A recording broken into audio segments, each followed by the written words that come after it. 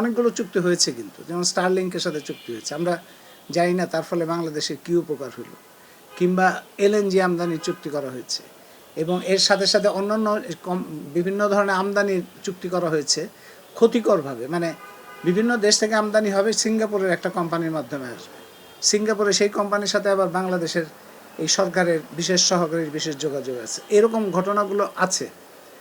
পাশাপাশি আমার এটাও মনে হয় যে কোনো রকম দাসখত তাদের দেওয়া ছিল কিনা, মানে কোনো ধরনের বাধ্যবাধকতা তাদের ছিল কিনা যে তারা এই সরকারে থাকতে হলে তাদেরকে এই কাজগুলো করতে হবে। আবার এটাও মনে হয় যে ইউনূস সাহেবের ব্যাপারটা কি, ইউনূস সাহেব তো সবার সেখানে প্রধান ব্যক্তি, এবং ইউনূস সাহেব তো আন্তর্জাতিকভাবে খ্যাতিসম্পন্ন ব্যক্তি, তার পক্ষে তো এটা সবাই জানে যে তার পক্ষে আন্তর্জাতিক মহলের সাথে মোকাবেলা করার একটা অবস্থান তার আছে। তিনি কি করে, কেন, কী জন্য এই তাড়াহুড়া করে বাংলাদেশকে এরকম একটা সর্বনাশের মধ্যে ঠেলে দিচ্ছেন, এটার উত্তর আমি জানি না। কিন্তু আমার মনে হয়, মাঝে মধ্যে মনে হয়, তিনি কি আন্তর্জাতিক কোনো পদের জন্য এখন, মানে নোবেল পুরস্কার তার পাওয়ার কিছু নাই, তিনি কি আন্তর্জাতিক কোনো পদের জন্য কোনো জায়গায় কোনো ধরনের বাধ্যবাধকতা কিংবা শর্তের মধ্যে পড়েছেন?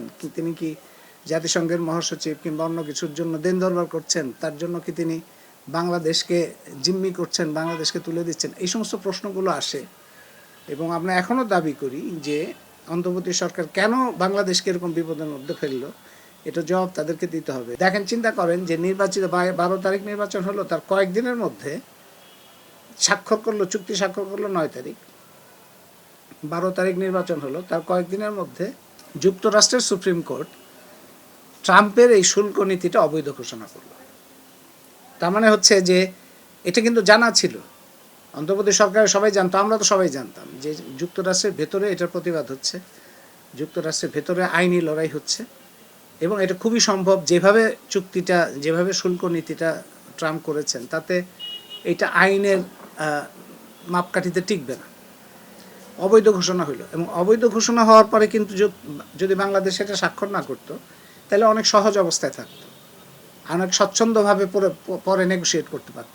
কিন্তু চুক্তি করার কারণে তার তো একটা বাধ্যবাধকতা তৈরি হয়েছে। কিন্তু সুপ্রিম কোর্ট যেহেতু অবৈধ ঘোষণা করেছে, যে শুল্ক নীতিটা অবৈধ ঘোষণা করেছে, তার অধীনে বাংলাদেশ যেহেতু চুক্তি করেছে, সুতরাং বাংলাদেশের জন্য সুযোগ আছে। বাংলাদেশ যদি চায়, বাংলাদেশের যারা কর্মকর্তা কিংবা সরকারের যদি কোনো ধরনের অব্লিগেশন কিংবা কোনো রকম যে মুচলেখা দেওয়ার মতো ঘটনা না থাকে, কিংবা কোনো ধরনের কথা দেওয়ার ব্যাপার না থাকে, তাহলে আইনগতভাবে এটা পরিষ্কার যে এটা সম্ভব।